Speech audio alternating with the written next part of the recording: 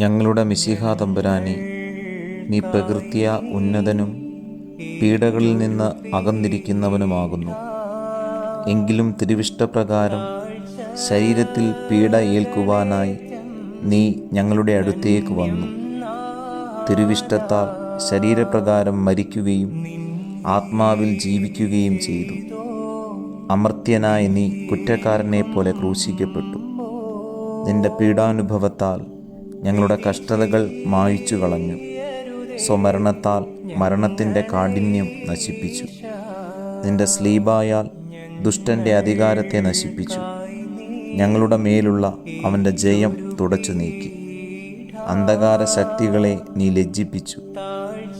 മനുഷ്യത്വത്തിൻ്റെ നാഥനായ നിനക്ക് അനവരതമായ സ്തുതിയും സ്തോത്രവും വന്ദനവും നിരന്തരമായ കൃതജ്ഞതയും ഞങ്ങൾ അർപ്പിക്കുന്നു.